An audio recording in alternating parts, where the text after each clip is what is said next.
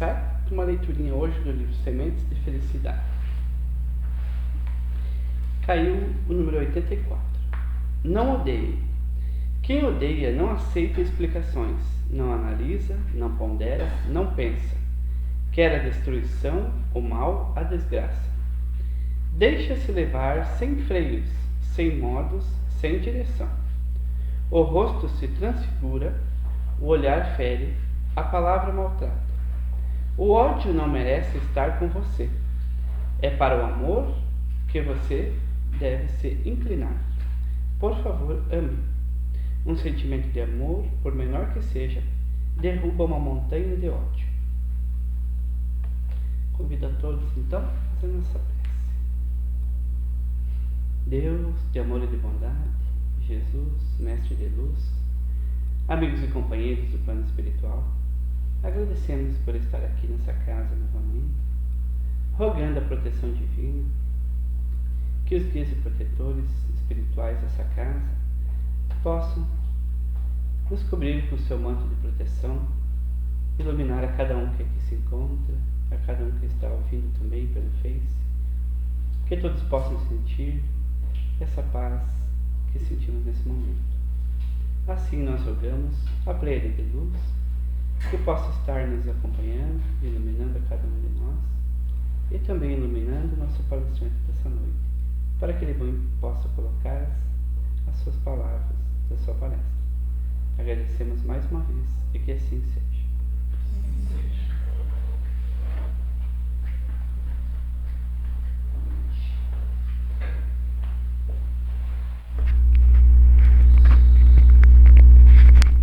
Boa noite a todos.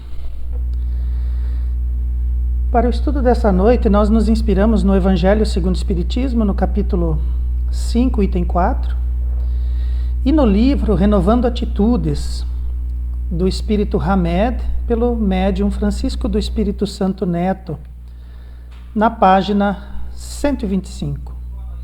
E temos como o título Pensando e Vivendo. Jesus era profundo conhecedor da psique humana e sabia ser ela a fonte real dos sofrimentos e a promotora das nossas neuroses, que impedem nossos relacionamentos sadios e sinceros, anulando a possibilidade de autoconhecimento. Então Jesus sabia. Nós, como espíritos, imaginamos que as dificuldades da matéria, as dificuldades dos relacionamentos, elas partem a partir do nosso cérebro, partem a partir da nossa condição física, quando na verdade não é. Nós temos, como espíritas, a certeza de que todas as dificuldades que temos partem do nosso espírito. E Jesus sabia isso, sabia que é a psique humana, sabia que é o espírito que pensa, o espírito que viaja, que perpassa as eras, que reencarna. É esse o real promotor dos nossos crescimentos e das nossas dificuldades. E nós, quando estamos encarnados, a forma como nós pensamos, aquilo que nós trazemos dentro do nosso espírito, a forma como o nosso espírito está composto a partir dos seus processos reencarnatórios, das experiências vivenciadas, das sociedades aonde esteve, das culturas aonde esteve imerso, das famílias que viveu e dos comportamentos que absorveu em outras encarnações, o nosso espírito cria para nós esses condicionamentos mentais, essas condicionantes mentais. Então, o que impede uma pessoa de se relacionar com a outra é também o seu passado, mas principalmente aquilo que o espírito mantém como arma, como circunstância, como neurose. E quando nós encarnamos, nós temos o benefício do esquecimento, nós temos uma vivência toda nova, do zero, aonde cada um de nós vai ter o seu papel, cada um de nós vai ter o seu espaço, cada um de nós vai ocupar o seu escaninho, o seu quadrado, e todos os indivíduos assim como nós, vêm com a mesma circunstância, vêm com a mesma possibilidade, vêm com o mesmo esquecimento, mas nós nos relacionando, nós vivenciando aquilo que é o necessário para as almas evoluírem, nós temos dificuldades em aceitar as pessoas, em aceitar os comportamentos, temos dificuldade em aceitar com quem estamos e como estamos.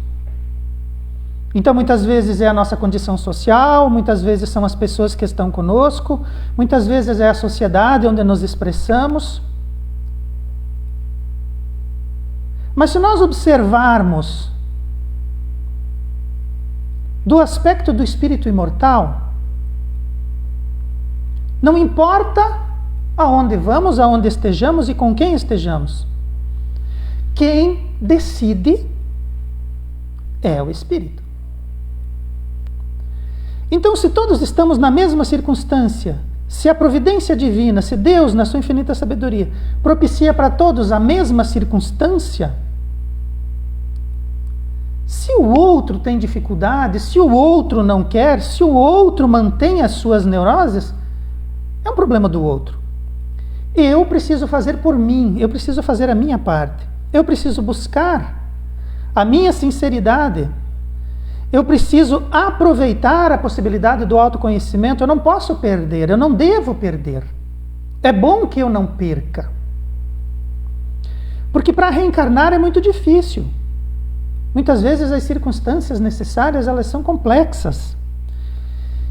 E às vezes a gente precisa de muito tempo, a gente precisa das pessoas. Porque uma boa reencarnação, ela se faz com pessoas. Faz pelo menos com uma boa mãe.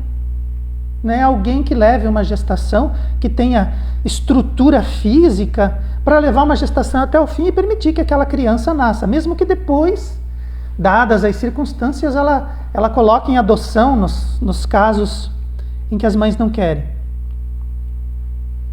Então, para reencarnar é necessário pessoas.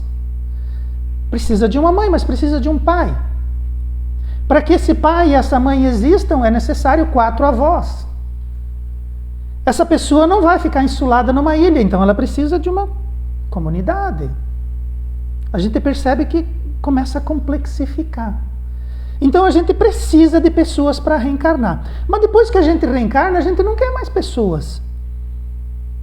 A gente quer alguém que se submeta. A gente quer alguém que ceda. Não a gente, os outros. E se nós observarmos esse início a que nos referimos, se nós levarmos em consideração que Jesus, a família dele era extremamente pobre, a região era extremamente seca, as condições eram extremamente precárias, a sociedade era extremamente problemática, e eles ainda sofriam da invasão romana, e ele nasce numa manjedoura.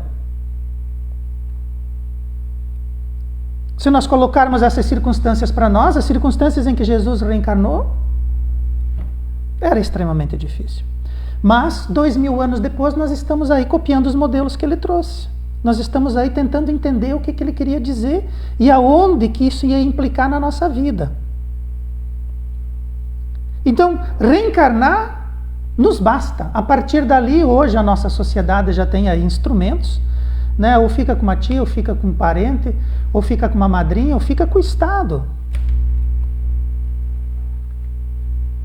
E uma vez que nós estamos encarnados, é possível que a gente dê conta daquilo que nos falta, com toda certeza.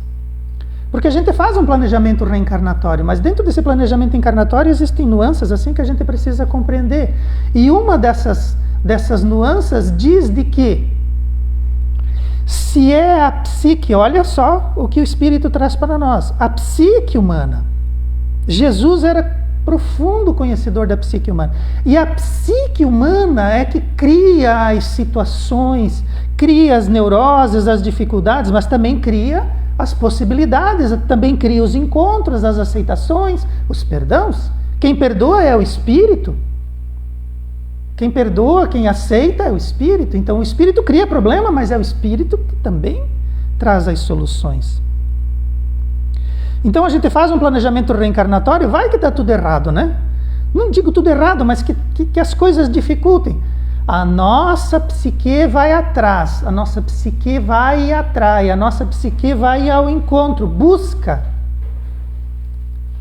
aquilo que nós, enquanto criaturas, precisamos para alcançar esse relacionamento, alcançar essa sinceridade, essa possibilidade, esse autoconhecimento. Então, mesmo que a gente fique longe daquilo que foi o nosso primeiro planejamento, a nossa psique vai encontrar aquilo que ela precisa. Nós vamos encontrar aquelas situações necessárias para a nossa evolução. E Jesus sabia disso. Jesus sabia que a nossa psique, o nosso psiquismo, a forma como o espírito pensa, se processa, que é ali que começa a solução ou a manutenção do problema. O mestre sabia que nesse campo da psique edificamos esconderijos psicológicos como métodos de defesa, abrigando neles inúmeras personagens e as regras dos jogos mentais cultivados, de modo a camuflar diversas predisposições e não assumir responsabilidades. Então, as travas, as dificuldades, elas estão na nossa mente. Nós identificamos esses esconderijos, a gente se esconde, a gente põe numa sombra, num porão, aquilo que está em nós, que necessita ser iluminado em nós, que precisa ser visto, reconhecido, precisa ser trabalhado psicologicamente, mas que nós não desejamos, que nós fugimos disso. E nós vamos criando personagens. Então a gente pensa assim, mas eu já ouvi tanto a respeito disso, né? Da reforma íntima, do perdão, da caridade, da evolução, né? Da predisposição à evolução. A gente já ouviu tanto isso que eu preciso fazer alguma coisa, né? Eu preciso demonstrar que eu tenho isso, que eu me preocupo com isso. Então a gente cria uma personalidade, a gente cria uma persona, a gente cria uma máscara, a gente cria uma personagem. A nossa personalidade, a nossa persona, vem desse termo grego máscara, né? Da persona, que é a máscara. Então, nós nos camuflamos, nós não desejamos ser plenamente reconhecidos. Nós queremos que as pessoas consumam aquilo que nós queremos que elas vejam, que elas sintam, que elas saibam, que elas percebam em nós. Eu não quero que elas percebam o meu medo, a minha insegurança, a minha preguiça, a minha indisposição, a minha falta de caridade. Eu não quero que as pessoas vejam isso. Eu quero que elas vejam o lado bom. Eu quero que elas gostem de mim. Então nós vamos criando personagens, nós vamos criando dentro de nós esses esconderijos, vamos cobrindo nesses esconderijos, nos porões dos esconderijos, nós vamos colocando aquelas coisas que nós não gostamos em nós. As nossas predisposições, nós queremos esconder aquilo, não é legal, né? Que as pessoas vejam. E assumir responsabilidades. Quando a gente reencarna, a gente assume uma responsabilidade. A gente vem da espiritualidade com o intuito de fazer alguma coisa. Nós vamos fazer. Nós vamos trabalhar. Relacionamentos, família, filhos, trabalho, né, o íntimo. A gente tem coisas que tem que fazer fora, tem coisas que tem que fazer dentro. E a gente sai de lá com a predisposição de trabalhar. Nós queremos. Nós buscamos isso. Mas para a gente fazer isso, a gente tem que se responsabilizar, tem que botar a mão na massa, não tem outro jeito. Então, para a gente viver relacionamentos, nós precisamos assumir relacionamentos. Para a gente viver família, tem que ter família. E tem que viver essa família. Claro, tem toda aquela circunstância, né? Família é chata, família se intromete, família às vezes faz a gente passar vergonha, tem tudo isso. Mas a gente tem que se responsabilizar, não adianta. Não adianta fugir disso. Então, não assumir responsabilidades é fazer a manutenção. Então, nós já temos nós sabemos que temos aquele nosso lado escuro, nosso lado sombra, que a gente está tentando esconder ele. Quando a gente não assume a responsabilidade, quando a gente não põe a mão na massa, nós estamos mantendo aquilo. Para a gente resolver aquilo, a gente tem que sair no limpo, tem que jogar luz, tem que abrir o espírito. A gente vai ser julgado, a gente vai ser massacrado? Não importa. Nós estamos nos responsabilizando. E a gente vê muitas pessoas assim, sabe, elas ficam... Você faz o convite, né, dá aquele jogadinho de ombro assim, sai da conversa, fisicamente até. E a gente percebe que as pessoas estão perdendo a possibilidade, estão fazendo a manutenção do lado sombra. Estão fazendo a manutenção daquilo que elas gostariam de estar resolvendo, elas na verdade estão aumentando o seu lado negativo, aumentando, fazendo a manutenção daquilo que nós já reencarnamos para resolver e responsabilizar, e nós não estamos assumindo.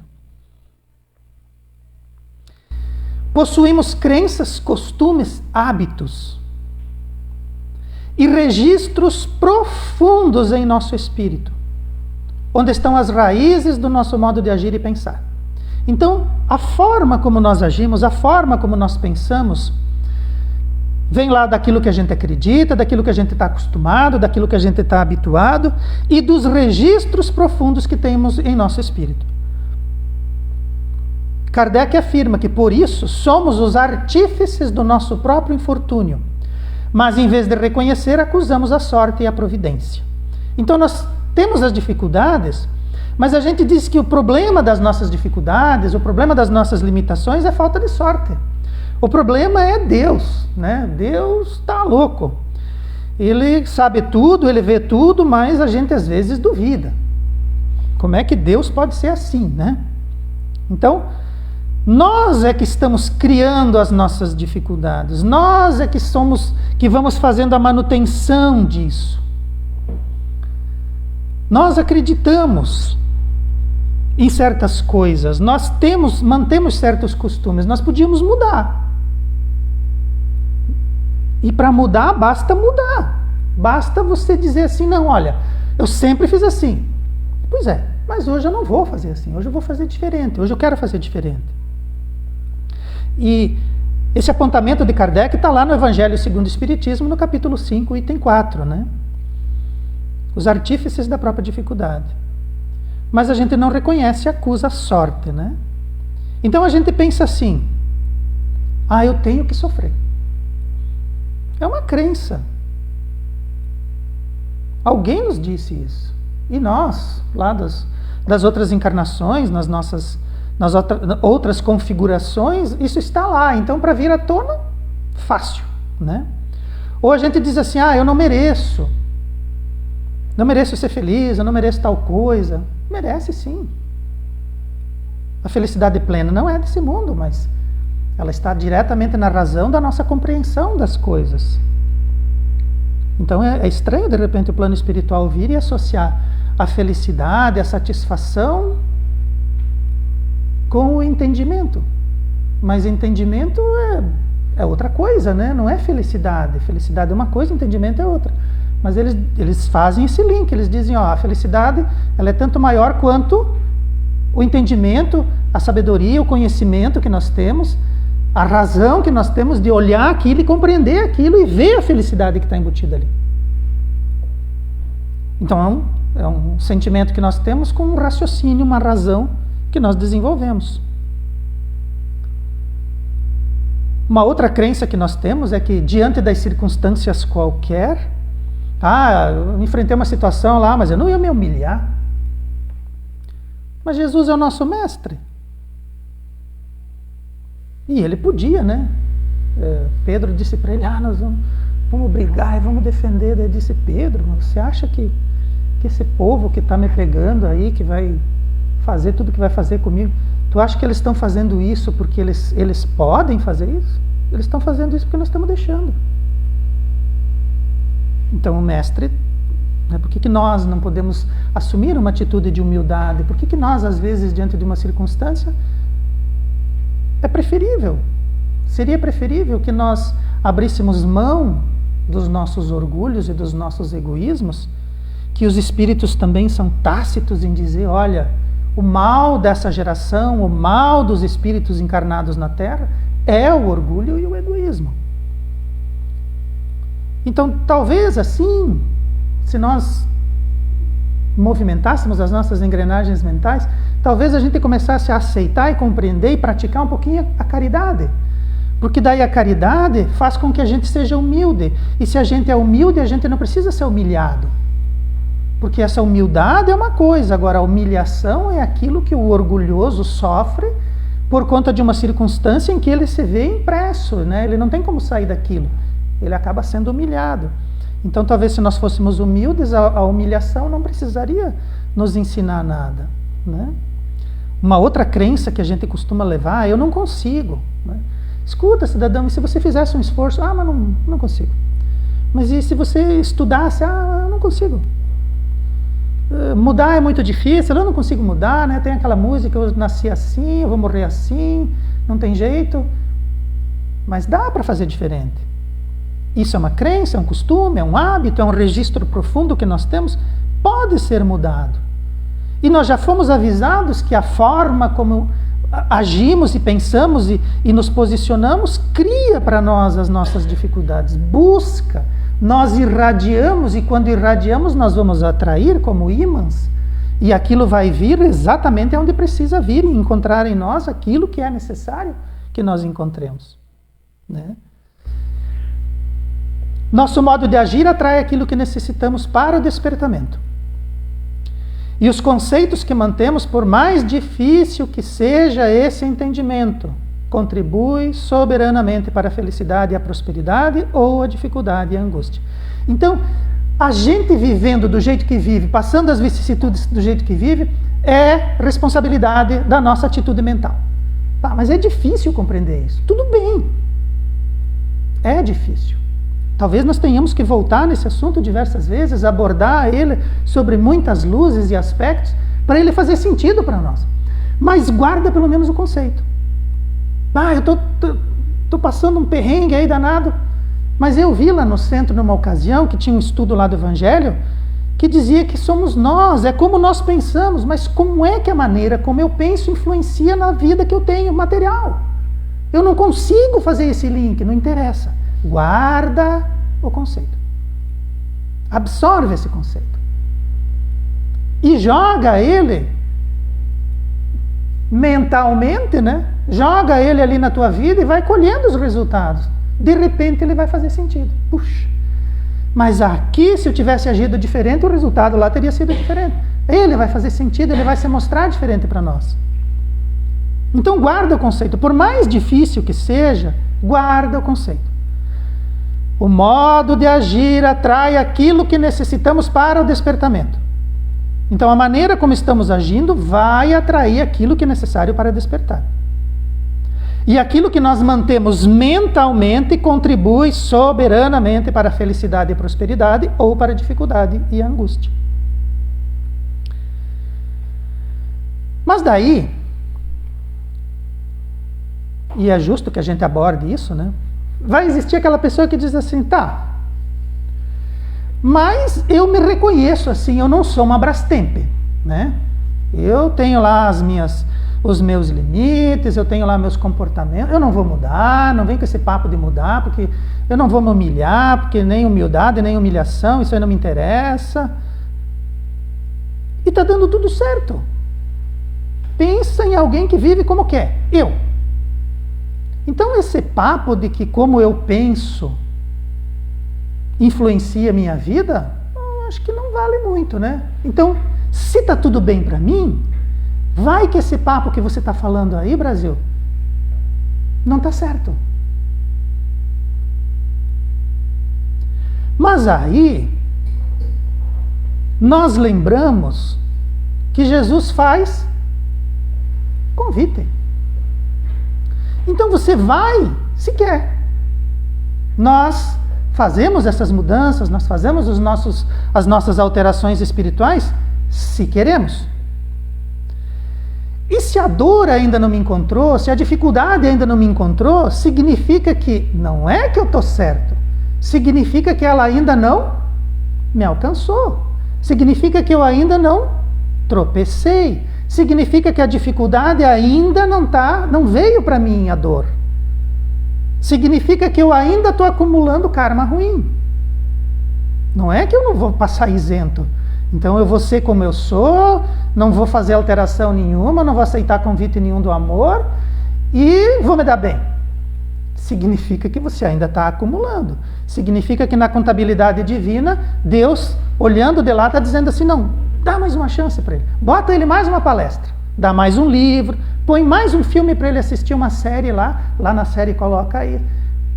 Significa isso, nós ainda não fomos devidamente alcançados pelo problema, não fomos devidamente alcançados pela dor. Não significa que nós vamos ficar isentos.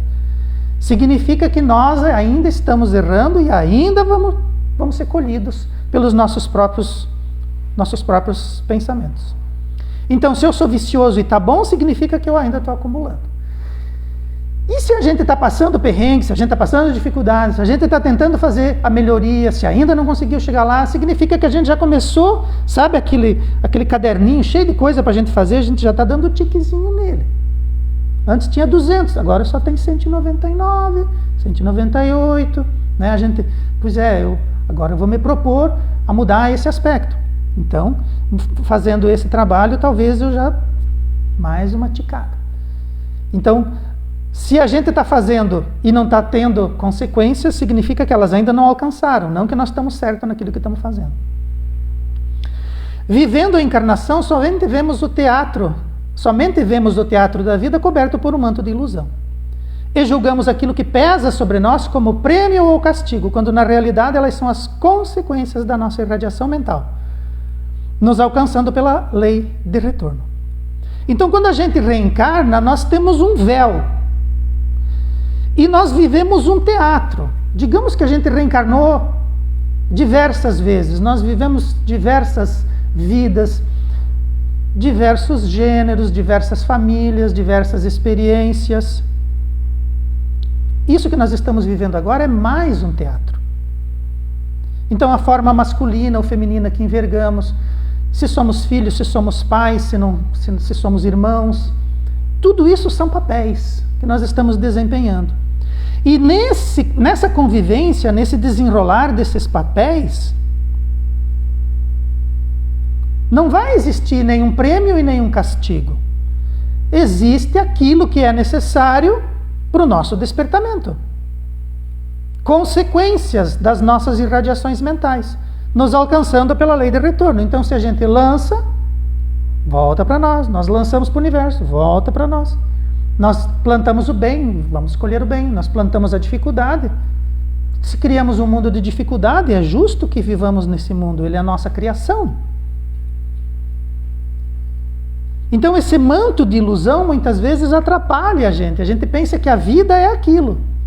A gente pensa que a encarnação é aquilo. E é uma coisa tão real e tão presente que a gente pensa que é só isso. A gente pensa que é só esse aspecto. O que vale é a matéria. Quando na verdade ela é mais um aspecto. Nós vamos absorver dessa encarnação todos os aspectos dessa personalidade que estamos vivendo. E isso vai moldar dentro de nós mais uma faceta do diamante que nós somos lapidados até que nos transformamos lá nos espíritos puros como o Cristo. Deus não pune suas criaturas. Deus não castiga. Mas da mesma forma, Ele também não premia.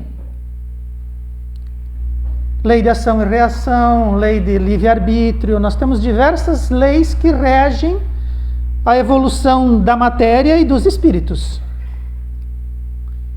Então Deus não precisa punir. Porque se você tem uma lei lá que diz assim, ação e reação, se você fizer, vai voltar. Então, punição? Não precisa.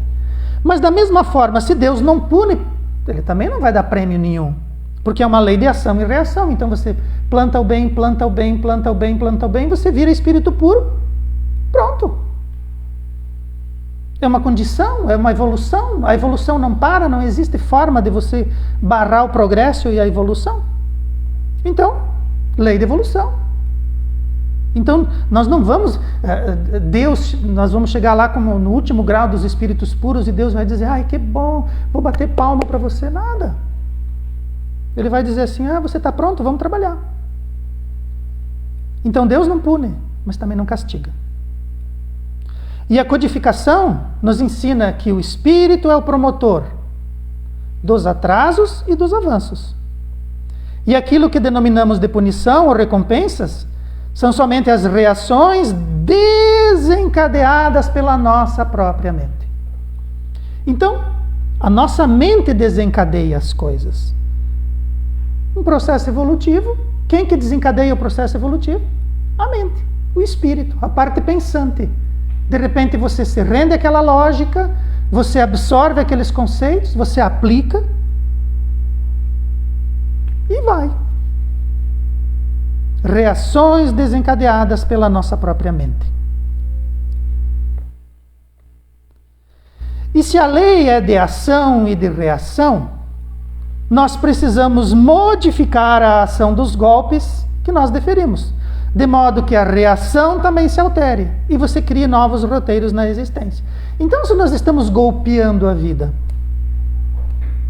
lá vamos nós golpearmos a vida. A gente levanta de manhã cedo e diz, vamos para a batalha, vamos para a guerra. Vamos para a festa, não é? Por que tem que ser uma batalha? Por que tem que ser uma guerra? Podia ser uma festa, vamos para o parque. Não, o que você vai fazer agora? Vamos para o parque. Você está de uniforme, está indo trabalhar. Então, é isso. Então muda a ação, para que a reação mude também. É uma lei de ação e reação, então muda o que você está fazendo. Faz diferente, pensa diferente, age diferente, deseja diferente. Obviamente que no final, lá na frente, a reação que vai voltar tem que ser diferente. Agora, se a gente faz sempre do mesmo jeito, quer que o final seja diferente? Não vai ser. Tem até um aforismo aí que a gente vê de vez em quando nas redes sociais que fala isso, né? Se você faz sempre do mesmo jeito, como é que você vai querer que o final seja diferente? Vai ser sempre igual. Não tem como mudar. Então, se é uma lei de ação e reação, muda o golpe que você dá na vida. Porque um golpe também ele pode ser um golpe amoroso, né? Um golpe de recepção, um golpe de caridade. Muda esse golpe. Para que a reação que te chega também seja diferente. Como criaturas perfectíveis, já possuímos livre-arbítrio. Então, nós temos livre-arbítrio. Né? A partir do momento que nós desenvolvemos a consciência, obviamente podemos fazer decisões, tomar decisões. Lei de livre-arbítrio. E a lei de livre-arbítrio é para todos. É um patrimônio, né? que a divindade coloca para nós. Então, como criaturas, nós já possuímos livre-arbítrio. E dessa forma, é lógico pensar assim. Dessa forma, podemos deduzir que Deus, o alto, a providência com P maiúsculo, dá chances iguais a todos. Lei de livre-arbítrio, você decide. Se você decide se está colocado para todos de forma igual, então não tem ninguém privilegiado. Todo mundo está no mesmo patamar, está na mesma circunstância. Então o alto dá chances iguais para todos. E a diferença externa visível em cada criatura reside no grau de credulidade atribuída por cada um de nós a essa afirmação. O quanto nós vamos acreditar que existe livre-arbítrio e nós promovemos isso, e o quanto nós vamos acreditar que Deus, na sua infinita sabedoria, na sua infinita justiça, dá igual para todos. Se nós criamos as condições e a providência dá igual para todo mundo, por que nós temos diferenças? É a junção do livre-arbítrio com aquilo que nós temos à disposição. Então, as diferenças externas, materiais e espirituais que nós vemos, elas são as decisões que cada um faz da própria vida. Então, você vê indivíduos passando dificuldade. Mas não tem livre-arbítrio para todo mundo? E Deus não distribui igual para todo mundo? Como é que alguém está passando dificuldade? Nós não temos pessoas bem-sucedidas com problemas psicológicos. Trabalha só o lado material, não trabalha o lado espiritual. Não é uma decisão. Nós temos pessoas com dificuldade vivendo espiritualmente como nunca viveram. Não precisam de absolutamente nada, precisam do ar, do sol e de Deus para fazer as orações. E a gente não compreende, mas está lá, como é que pode? Pode. É uma decisão mental. Então, só isso aqui já daria uma palestra. Livre-arbítrio e as igualdades. Todos nós temos chances iguais. Mas, então, aquilo que a gente viu antes, a respeito de cada um de nós ser o promotor das dificuldades, cada um de nós ser a situação, nós temos que começar a admitir que isso deve ter algum fundamento. Essa credulidade, esse acreditar ou não acreditar, essa responsabilização, que também falou de responsabilização, então ela começa a fazer sentido. Parecia que não, mas de repente ela começa a fazer sentido. Poxa, mas é verdade. E isso sempre foi dito, né? Livre-arbítrio e chances iguais, né?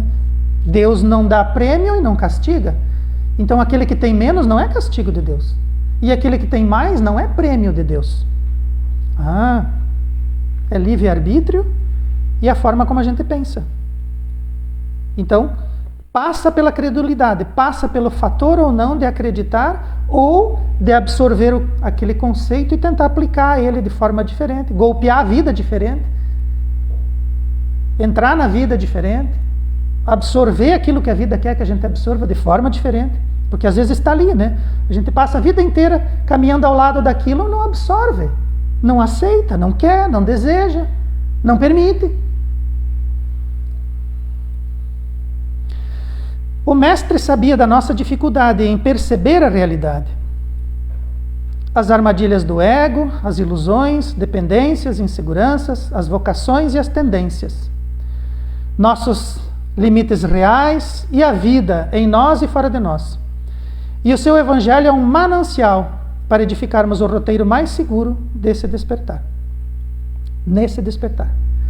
Então, para a gente despertar disso, para a gente perceber essa realidade que fica coberta pelo véu, que necessita da nossa ampliação mental, essas armadilhas do nosso ego, né, do egoísmo, da egolatria, do orgulho, essas ilusões que a gente vive, né, esses aforismos, essas educações que nós recebemos, que podem ser alteradas sem problema nenhum. Essas dependências, inseguranças, todas essas coisas, nós podemos identificar, compreender e trabalhar melhor se nós observarmos esse evangelho, esse manancial, esse roteiro que o Cristo traz para nós. Esse despertamento.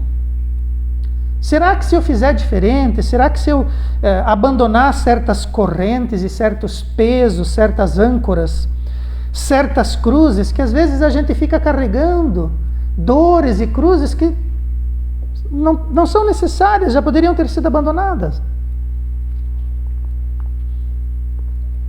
Mas que nós fazemos questão de manter. Será que se nós observarmos a vida diferente, será que se aquela lição que está ali do meu lado já há algumas décadas, será que se eu fizer um esforço, será que não faz diferença? Será que eu não vou viver melhor? Será que eu não vou ver mais? Será que eu não vou entender mais? Será que eu não vou me afastar um pouco desses aspectos da matéria e vou começar a entrar numa realidade espiritual que é o nosso roteiro, nosso destino, a nossa destinação? Já que ninguém morre, né? A gente só desencarna. Será que eu não vou fazer diferença para mim mesmo? Será que se eu mudar esse pensamento, essa carga espiritual que eu tenho, será que se eu começar a distribuir esse meu comportamento e essa minha personalidade, será que eu não vou conseguir montar esse quebra-cabeças que a gente é? Essa dificuldade em perceber a realidade, será que não vai ficar mais tranquilo para mim? Será que eu não vou arejar minha cabeça, arejar meu espírito? Eu acho que sim. Então nós temos o Evangelho do Cristo. Nós temos chaves para interpretar o Evangelho do Cristo, e a doutrina espírita é uma delas. A gente, estudando a doutrina espírita, a gente começa a perceber que o Cristo é viável. O Evangelho dele também. A lição que ele está trazendo para nós também. Não atrapalha, não dificulta, não toma tempo, faz bem.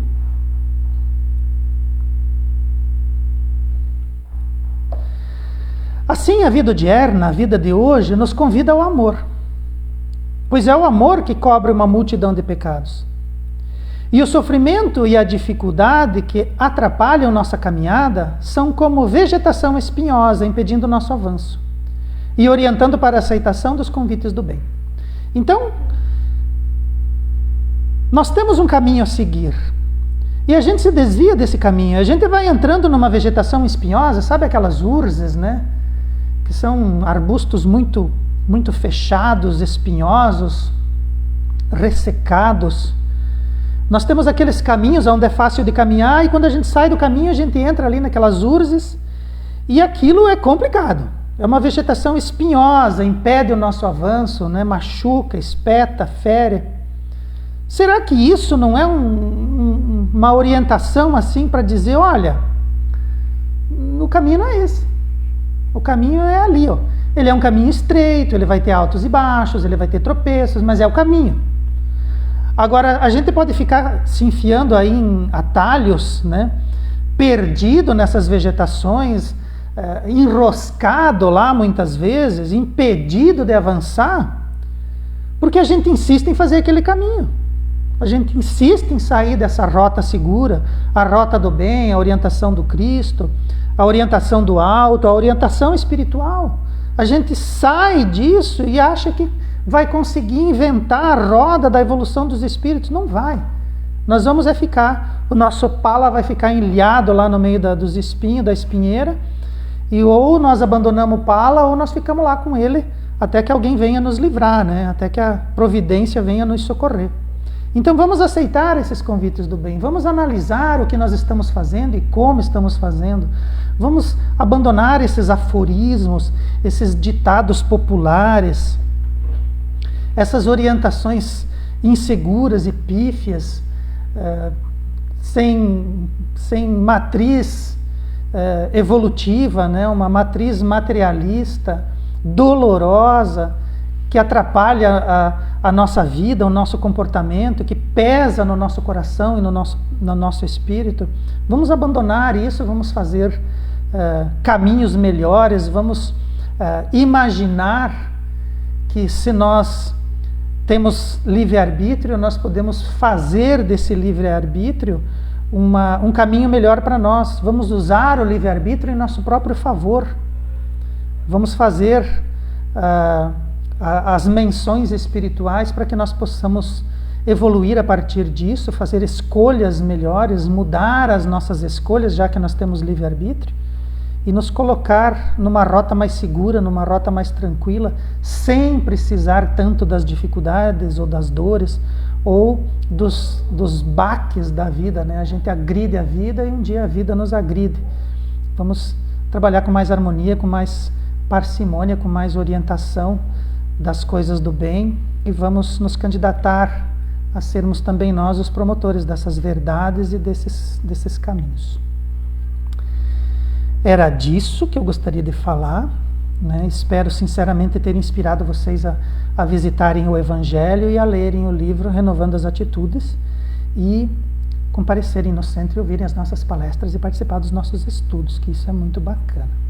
Gostaria de convidar a todos para que nós fechemos os nossos olhos, elevemos o nosso espírito, clamemos a Deus, nosso Pai, a Jesus, nosso Mestre. Que eles continuem nos auxiliando, continuem nos instruindo, e que essas lições claras e precisas sejam para nós na forma como estão, claras e precisas. Que elas sejam portadoras da verdade e da paz de espírito, que elas venham como orientação do bem e da evolução, que nós possamos absorver esses conhecimentos e aplicá-los em nossa vida. Que Jesus seja para sempre o nosso exemplo e a nossa luz, que Ele envie os seus prepostos, os amigos espirituais, para que eles continuem nos orientando, que eles continuem nos inspirando nas leituras que fazemos, para que possamos absorver delas cada vez mais esses argumentos e essas orientações seguras que todos nós recebemos, para que possamos também nós sermos manifestação de paz e de harmonia e também repositórios de conhecimento e de orientação segura para aqueles que são os nossos próximos. Que Jesus ilumine os nossos passos e que Ele seja a luz do nosso horizonte, que Ele não permita que nós nos afastemos de sua seara e que Ele envie os seus amigos para que possamos ter companhia espiritual segura na nossa jornada. Que assim seja. Uma boa noite a todos e muito obrigado.